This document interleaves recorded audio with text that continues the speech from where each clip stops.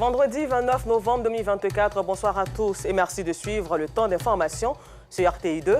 Au sommaire de l'actualité, très bonne nouvelle pour les populations de la commune d'Azagué. Elle a été dotée d'un abattoir municipal afin de mettre fin aux abattages clandestins pour le bien-être des consommateurs. Et puis, hors de nos frontières, le Tchad a mis fin à l'accord de coopération en matière de défense avec la France après la visite du chef de la diplomatie française, Jean-Noël Barrot.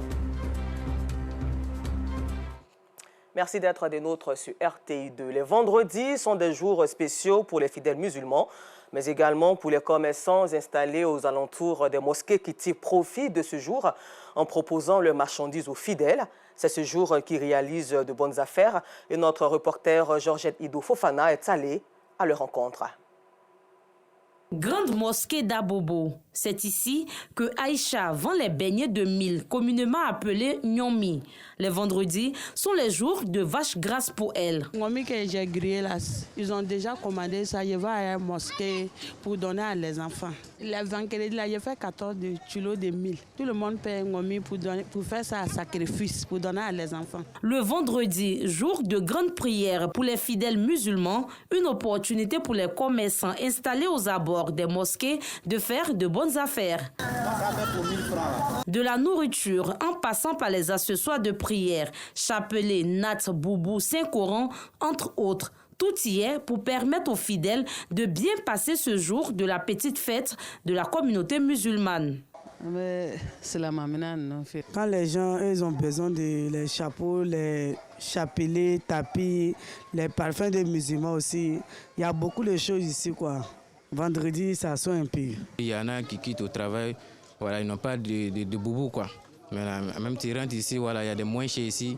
Voilà, nous, on les facilite comment apporter boubou pour aller à la mosquée. Vendredi, c'est un jour qui est spécial. Chaque vendredi, on reçoit les clients qui viennent payer les chapelets, les chapeaux, voilà, les kitables, les parfums. Le vendredi, c'est un jour, bon, ça sort.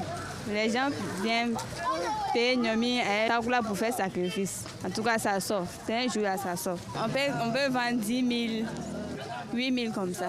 Bon, si ce n'est pas le vendredi, bon, 5 000, 4 000. Une fois la prière terminée, beignets et autres mets achetés, distribués aux enfants et aux fidèles à faible revenu. Un élan de solidarité qui réjouit commerçants et bénéficiaires.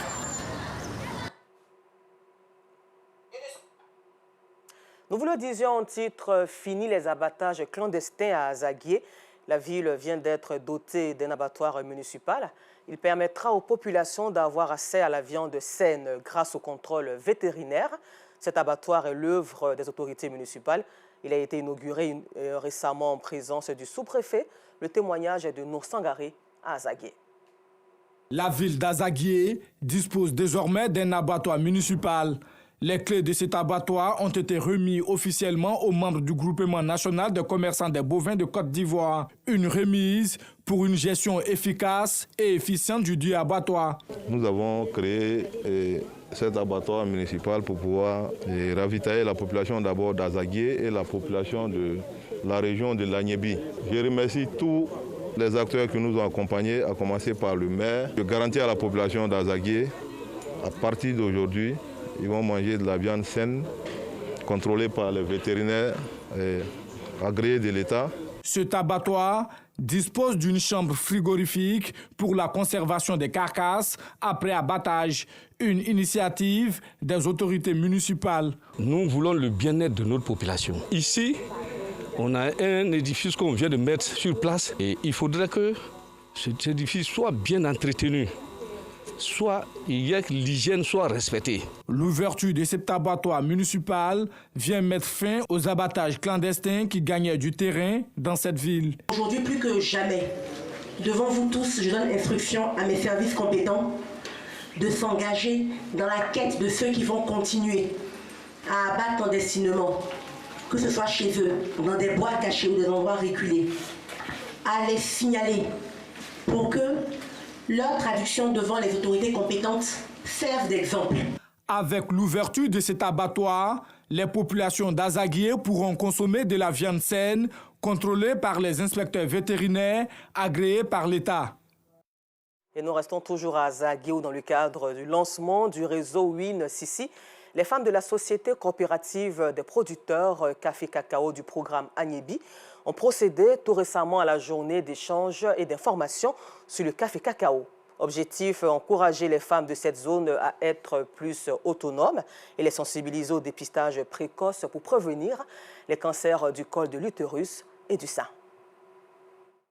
À Zagué, il est 8 heures. Ce jour est l'occasion pour l'ONG Solidaridad d'instruire les femmes de la société coopérative de producteurs de café cacao du programme Agnebi sur les rouages de la filière et aussi sur le cancer du col de l'utérus et du sein. Les femmes qui sont dans la filière cacao et chocolat, grâce au WINC, ce réseau de femmes dans le cacao et du chocolat, de nombreuses productrices, donc nos mamans qui sont là, ont renforcé leur position économique. Vous savez, ensemble, on est plus fort. Quand on est tout seul, on peut avancer loin, on peut avancer plus vite, mais on ne peut pas atteindre certains niveaux. Il faut retenir ça. À partir de 45 ans, c'est l'âge moyen. Déjà 40 ans, quand on commence à rentrer dans la ménopause, là, il faut faire très attention, il faut se faire dépister. Mariam Bédier, directeur exécutif du groupement des exploitateurs de la filière café-cacao, a exprimé ses souhaits au réseau des femmes de la filière café-cacao. J'espère de tout mon cœur qu'au sortir de cette journée, toutes les nouvelles seront bonnes du côté du camion. J'espère que toutes les femmes qui vont se faire dépister auront les bonnes nouvelles. Ça, c'est ma première prière. Et ma deuxième prière, c'est que on se voit plus souvent, qu'on soit plus proches les unes des autres. Pour Victorine Niamé Tiabani, préfet d'Azagué, c'est une activité à saluer. Et cette activité, pilotée par l'ONG Solidaridad avec ses partenaires, est à féliciter et à encourager. D'abord parce qu'elle s'inscrit parfaitement dans le cadre de la politique du gouvernement, qui est de motiver les femmes à se faire dépister. Parce que les politiques de prise en charge existent et il faut juste passer le pas de s'adresser aux praticiens de santé pour avoir la bonne information sur son état de santé et tout ce qui s'ensuit. Une invitée, à travers son témoignage, ne s'est pas privée de lancer un appel à l'assistance quant à l'importance du dépistage. Mon message pour tous ces sœurs, il faut prendre soin de nous. Il faut prendre responsabilité de nos seins. Tout comme elle, Kraadjoa Bernadette, l'une des participantes satisfaites des enseignements divulgués lors de la cérémonie, a exhorté les femmes au dépistage. Maladie là, pour aujourd'hui, ils sont venus là, c'est cancer de sein. Cancer de sein là, ça nous tue à petit feu qu'on ne sait pas. Aujourd'hui, ils sont venus pour nous expliquer beaucoup sur le cancer des seins. On dit les seins là, nous-mêmes à la maison, nos maris, nous-mêmes, on peut vérifier, toucher le sein pour voir comment c'est en train d'évoluer. S'il y a un petit boule dedans, immédiatement, il faut partir à l'hôpital. C'est dans une ambiance festive que l'événement s'est achevé avec des pas de danse exécutés par les femmes. Et pour parler développement, commune en plein exercice dans le département de Katiola, région du Hambol, Frona a désormais fière allure. La cité est en chantier sous la houlette du conseil municipal. En plus des réalisations gouvernementales, routes, électricité, eau, assainissement, écoles et bien d'autres secteurs sont concernés par cet élan de développement. Gervais Kouassi, sur le Corona de RTI Boaké. Frona, commune du département du Katiola dans la région du Hambol, fait sa mue. Les 5 quartiers de la cité sont désormais accessibles. Les voies bien reprofilées sont prêtes à être revêtues de bitume. Le plateau technique des centres de santé est de plus en plus relevé. Le taux de couverture en électricité et en eau potable s'est considérablement accru. Ces facteurs de développement, qui sont conjointement à l'actif du gouvernement et de l'équipe municipale, ont favorisé l'éclosion d'activités génératrices de revenus. Le budget primitif de la mairie a atteint la somme record d'un peu plus de 500 600 000 francs CFA.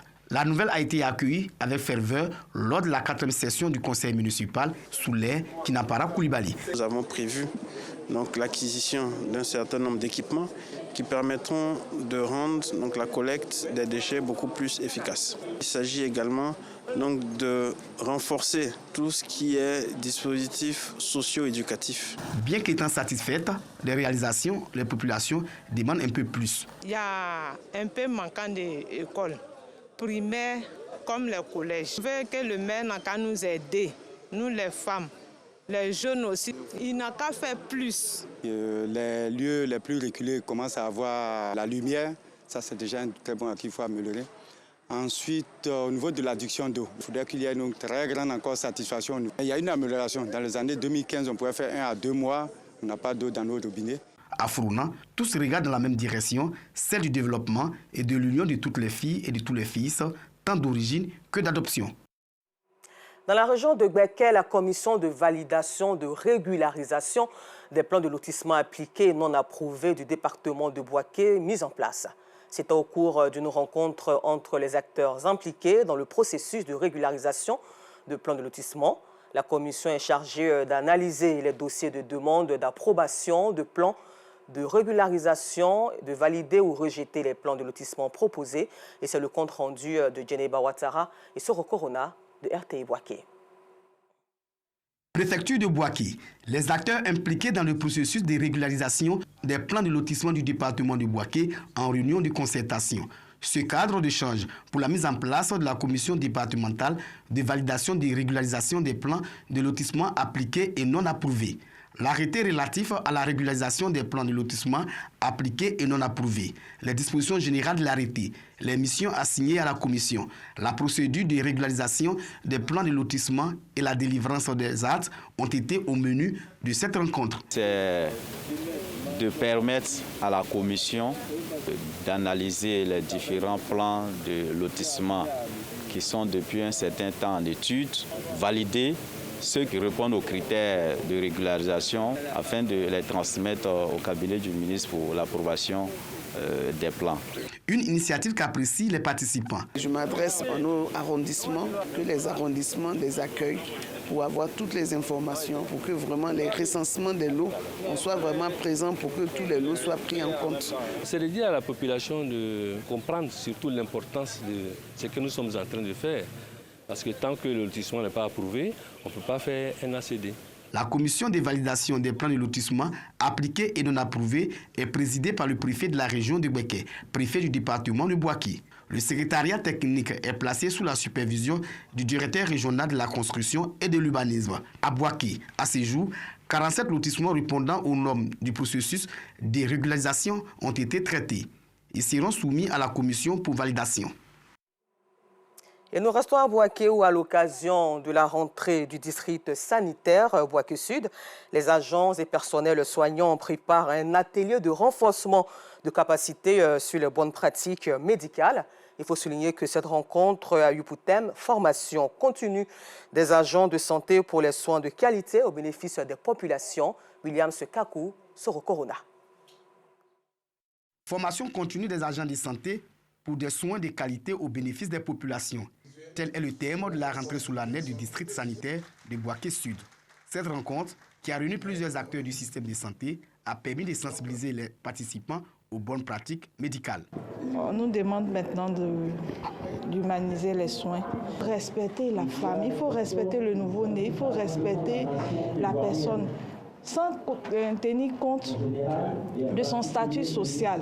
Il faut la prendre dans son entièreté. Le directeur départemental de la santé Bouaké Sud souligne l'importance de cette initiative. Il y a beaucoup d'agents de santé qui ne bénéficient pas de la formation continue.